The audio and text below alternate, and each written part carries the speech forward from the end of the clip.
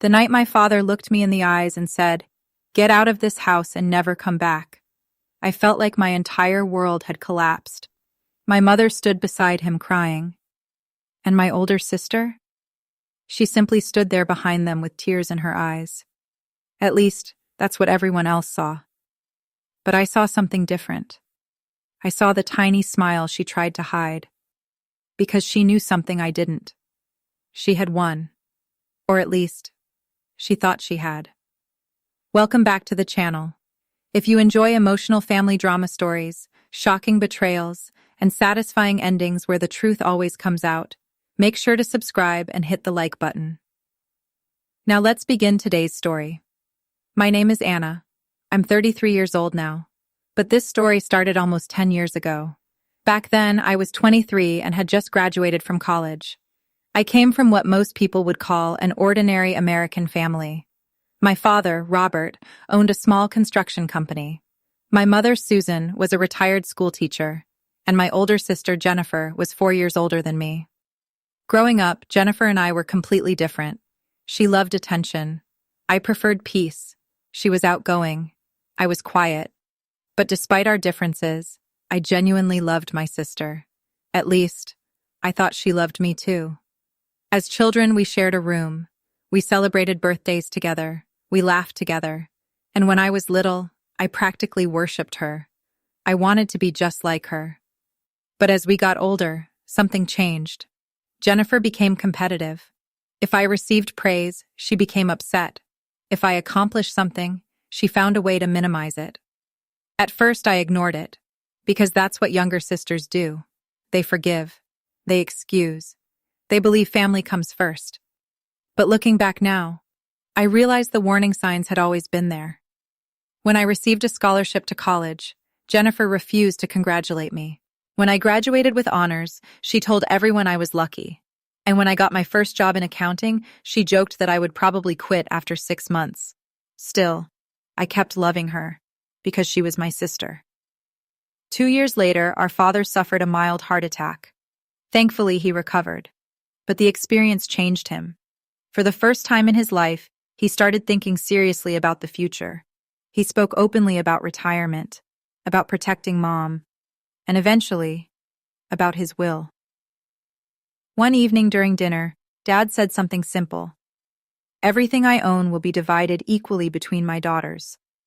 I smiled, not because of the money, but because fairness mattered to him.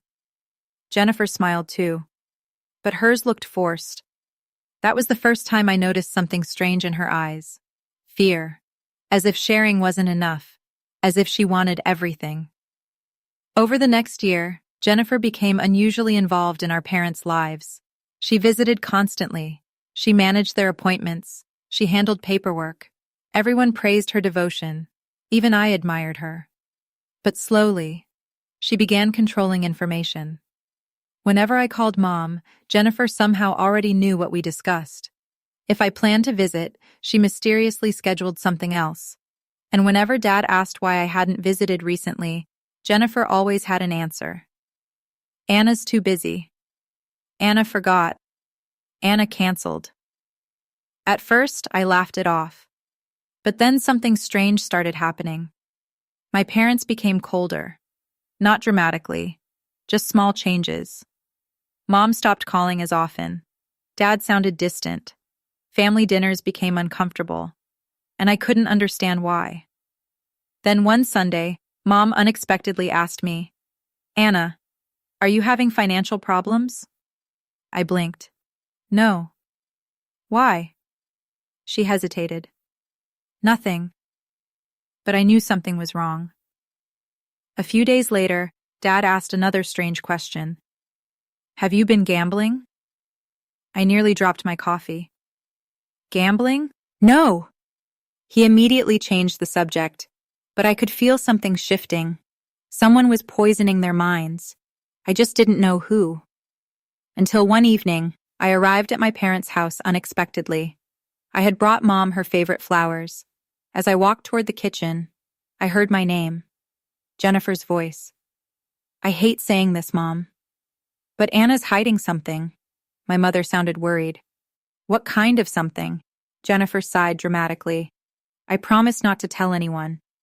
But I can't stay silent anymore. I froze. Because suddenly, everything made sense. I stepped closer, and then I heard the lie that changed my life. Anna has massive debts. She's desperate for money. And honestly, I think she's only waiting for Dad to die so she can inherit his share. My entire body went numb. My mother gasped. No, Anna would never. Jennifer immediately interrupted. Mom, I wish I were wrong. But I found messages. Messages? What messages? I didn't even know what she was talking about. Then Dad spoke. His voice sounded broken. My own daughter? Jennifer started crying, or at least pretending to. I'm sorry, Dad. I just couldn't hide it anymore. I couldn't believe what I was hearing. I walked into the kitchen immediately. That's a lie! Everyone jumped. Jennifer looked shocked, but only for a second. Then she started crying harder. See? She's angry because she got caught. I stared at her in disbelief. What are you talking about? But Jennifer reached into her purse, and suddenly, she placed several printed pages on the table. My heart stopped, because those papers looked real.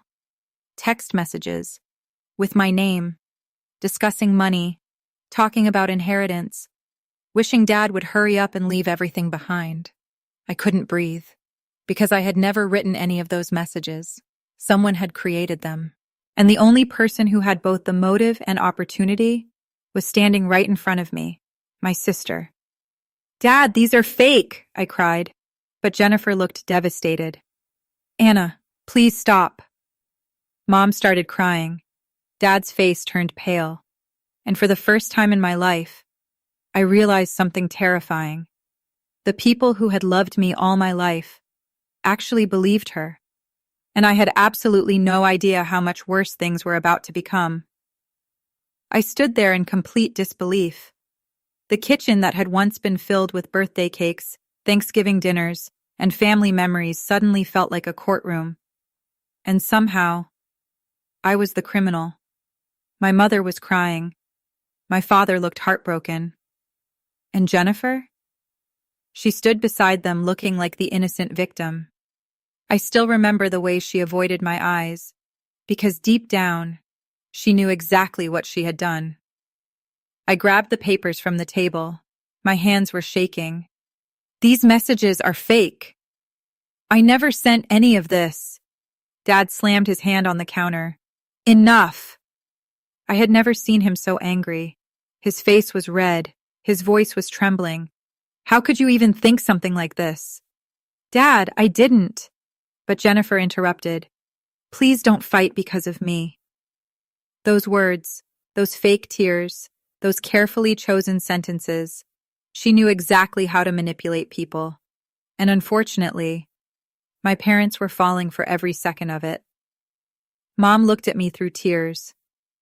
Anna, if you're struggling financially, we could help you. I couldn't believe what I was hearing. Mom, I don't need money. I have a job. I pay my bills. I don't gamble. I'm not waiting for Dad to die. But every word I said only seemed to make things worse. Jennifer quietly whispered, See? She's panicking. Dad looked at me with disappointment. And honestly, that hurt more than anything. Not anger, not accusations, disappointment. Because I had spent my entire life loving my parents, and in one evening, everything we had built was collapsing. Finally, Dad spoke. Until you decide to tell us the truth, I don't want you here. At first, I thought I had misunderstood him. What? He pointed toward the door. Leave. My heart stopped. Dad? I said leave. My mother burst into tears. But she didn't stop him. And that hurt almost as much. Because silence can be just as painful as betrayal. I looked at Jennifer. I expected guilt, shame, anything. Instead, I saw satisfaction. A tiny smile. Gone within a second. but I saw it. And in that moment, I realized something. My sister hadn't just lied. She had planned this. I walked out of the house with tears running down my face, and neither of my parents followed me. Not one phone call, not one message, nothing. For the next several weeks, I kept hoping everything would calm down. I sent texts. No answer. I called Mom. Straight to voicemail. I emailed Dad. Silence. Then one day, I received an envelope in the mail. Inside was a letter from my father. The words still hurt when I think about them. Until you accept responsibility for your actions, please don't contact us. I cried for hours. Not because of money, not because of inheritance, because I had lost my family, and I had done absolutely nothing wrong. Months turned into years. At first, I thought they would eventually realize the truth, but they didn't. Jennifer stayed close to them. She controlled everything. Birthdays, Christmas, medical appointments, even family reunions. And little by little, I disappeared from their lives. Relatives stopped calling. Some people believed Jennifer's story. Others simply didn't want drama. Eventually, I stopped explaining myself. Because defending yourself becomes exhausting when nobody wants to hear the truth. So I rebuilt my life. I moved to another city. I focused on my career. And slowly, things started improving. 5 years later, I became chief financial officer at a successful company. I bought my dream home. I traveled. I made new friends. And most importantly, I found peace. Not perfect peace, because losing your parents leaves scars, but enough peace to finally sleep at night. Then one day, everything changed. I received an unexpected phone call. Unknown number. I almost ignored it, but something told me to answer. Hello? For several seconds, nobody spoke. Then I heard a voice I hadn't heard in almost 7 years. My mother. She was crying. Anna. My heart froze. Mom? She sobbed uncontrollably. Please. We need your help. Those words confused me. Because after 7 years of silence, why now?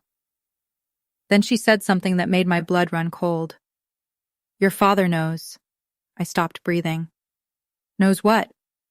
And then my mother said the words I never expected to hear. Jennifer lied. Everything around me suddenly went silent. After 7 years, the truth had finally found its way home. But what my mother told me next was far worse than anything I had imagined. Because Jennifer's lies about me were only the beginning. For several seconds, I couldn't speak. I simply sat there holding my phone while my mother cried on the other end. 7 years. 7 years without birthdays. 7 years without Christmas. 7 years without hearing my father's voice. 7 years of wondering why my own parents had chosen lies over their daughter. And now suddenly, they knew. My voice trembled. Mom, what happened? She struggled to speak. Please come home. Home. It was strange hearing that word again. For years I had forced myself to stop thinking about that house as home. Because home is supposed to be a place where you feel loved, and I hadn't felt love there in a very long time. Still, something inside me needed answers. 2 days later, I drove back to the town I had left behind. Everything looked smaller than I remembered. The streets, the stores, even the house where I grew up. When I pulled into the driveway, I almost started crying, because my father looked older, much older. The strong man I remembered now walked with a cane. His hair had turned completely white, and the moment he saw me, he broke down. My father, the man who had thrown me out, the man who hadn't spoken to me in 7 years, was crying like a child. Anna. Before I could react, he wrapped his arms around me. I'm sorry. Those 2 words shattered something inside me, because despite everything, I had waited years to hear them. My mother joined us, and soon all three of us were crying in the driveway. Not because everything was fixed, but because grief finally had a voice. When we entered the house, I immediately noticed something strange. Jennifer's photographs were gone. The family portraits had changed. It was as if she no longer existed. Dad sat down slowly. Then he looked directly at me. "Your sister stole from us." I froze. "What?" Mom nodded through tears. "For years." Apparently, after I left, Jennifer gained complete control over everything. Their bank accounts, their paperwork, medical bills, insurance documents, everything. And because they trusted her completely, they never questioned anything. Until 6 months earlier. Dad needed surgery. While reviewing finances, he discovered several missing payments. At first, they assumed it was a mistake, but after hiring an accountant, they uncovered the truth. Jennifer had stolen nearly $400,000 over several years. My heart stopped, but that wasn't the worst part. Dad slowly handed me a folder. Inside were printed emails, bank records, and finally, the fake text messages. Only this time, there was evidence. Digital forensic investigators had traced the files. Every document, every fake screenshot, every fabricated message had originated from Jennifer's laptop. I felt sick, not because I was surprised, because I wasn't. Deep down, I had always known. But seeing proof made everything real. Mom started crying again. "We ruined your life. We abandoned you." And she was lying the whole time. Dad looked completely broken. "I failed you. No father should ever do what I did." For several minutes, nobody spoke. Then I asked the question I had been avoiding. "Where's Jennifer?" Dad closed his eyes. "She's gone." After being confronted with evidence, Jennifer denied everything. Then she blamed stress. Then she blamed me. And finally, she disappeared. No apology, no explanation, nothing. Eventually, criminal charges followed. But by then, Jennifer had already vanished. Nobody had seen her in almost 8 months. Oddly enough, I didn't feel happy, because despite everything she had done, she was still my sister. And that truth hurt. A few days later, Dad showed me something else. His updated will. I immediately pushed it back. "Dad, I didn't come here for money." He smiled sadly. "I know.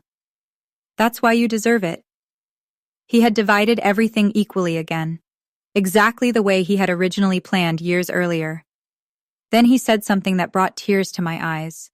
"Jennifer stole our money, but I won't let her steal our family too." For the next several months, I slowly rebuilt my relationship with my parents. It wasn't easy. Trust doesn't magically return. Pain doesn't disappear overnight. Some days were awkward, some days were emotional, but little by little, we became a family again. Then one evening, Dad surprised me. "Anna, I have something for you." He handed me an old photo album. Inside were pictures from my childhood, school plays, birthday parties, family vacations, and hidden between 2 pages, I found something unexpected. A letter, written by my father 7 years earlier, but never sent. With shaking hands, I opened it. The first line made me cry instantly. "If I'm wrong about you, I hope God forgives me." My tears fell onto the paper, because even back then, part of him had doubted the lies. Part of him had wanted to believe me, but fear had won. Dad quietly said, "I wrote that the night I threw you out." But I was too proud to send it. I hugged him tightly, because life is too short to hold on to pain forever. 3 years later, my father peacefully passed away, and before he died, he squeezed my hand and whispered, "Thank you for giving me another chance." Today, Mom lives near me. Every Sunday we have dinner together. We laugh, we tell stories, And sometimes we cry. Because healing doesn't erase scars. It simply teaches you how to live with them. As for Jennifer, I haven't seen her in years. And honestly, I pray she finds peace. Because hatred only creates more pain. People often ask me if I forgive my parents. The answer is yes. Not because they were right. Not because what they did didn't hurt. But because carrying bitterness would have destroyed me too. And if I've learned one thing from this entire journey, it's this. Sometimes the people who love you can make terrible mistakes. But lies can destroy families. And the truth, no matter how long it takes, always finds its way home.